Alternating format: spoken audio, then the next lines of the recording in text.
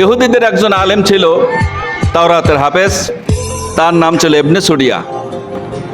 একটা বিচার আসলো, এটা নিয়ে আসলো রাসূল পাক সাল্লাল্লাহু আলাইহি সাল্লামের কাছে। বিচারটা কি? বিচারটা ছিল চোরের বিচার। কোরআনে চোরের বিচার কি আছে? চুরি করলে তাকে হাত কেটে দাও, চুরি করলে তাকে হাত কেটে দাও। তো রাসূল পাক সাল্লাল্লাহু আলাইহি সাল্লামকে ইবনে সুরিয়া বলল, ইয়া রাসূলুল্লাহ, আপনি তো ইহুদিদেরকে ভালো করে চেনেন না যে ইহুদি কি জাতি।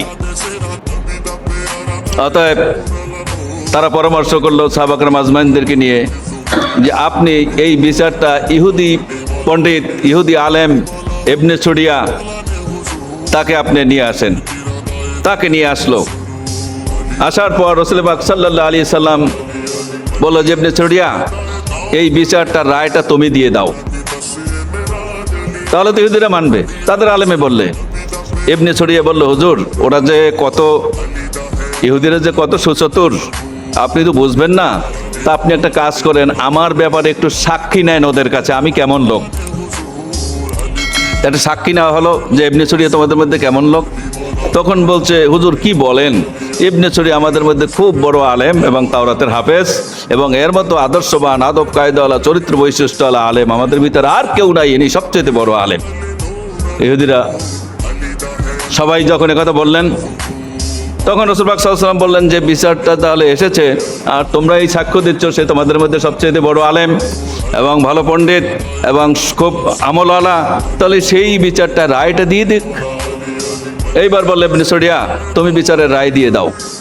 ইবনে সুরিয়া যখন বিচারের রায় দিয়ে দিল যে এই চোরের হাত কেটে দাও, তখনই ওরা বলে উঠল, হুজুর, এই ইবনে সুরিয়ার মতো খারাপ লোক আমাদের এই দেশে আর কেউ নেই। নাউজুবিল্লাহ বলবেন না? এর নাম কি ইহুদি, এর নাম কি ইয়াহুদি। আমাদের অবস্থা একই। কোরআনের কথাগুলি যখন আমার ভালো লাগে ততক্ষণ পর্যন্ত আমি মেনে নেই। যখন এই কোরআনে আছে হাত কেটে দাও, তখন এই চোরগুলি, চোর চেনেন তো, আছে আমাদের দেশে চোর, এই চোরগুলি কোরআনের বিরুদ্ধে চলে যায়। চোরগুলি কি করে? কোরআনের বিরুদ্ধে চলে যায়, আলেমদের বিরুদ্ধে চলে যায়। ওই ইবনে সুরিয়ার মতো যেরকম বিরুদ্ধে চলে গেছে, এরা ওই ইহুদি জাতির মতো এরাও বিরুদ্ধে চলে যায়। আর তারা যেটা মানতে, মিঠা খাওয়া সুন্নাত, কদু খাওয়া সুন্নাত, মধু খাওয়া সুন্নাত, যেটা মানতে পারে সেটা তারা মানে। আর জেনা করলে তাকে পাথর মেরে সঙ্গে চার করে দাও, কোরআনের আইন, এটা ওরা বাস্তবায়ন হতে দেবে না। তার কারণ ওরা জানে যে 14 গোষ্ঠী শুদ্ধ, ওদের ভিতরেই জেনাকার বেশি। ঠিক কিনা জোরে বলেন? ঠিক কিনা জোরে বলেন? সেই কারণে এই কোরআনের বিরোধিতা করে।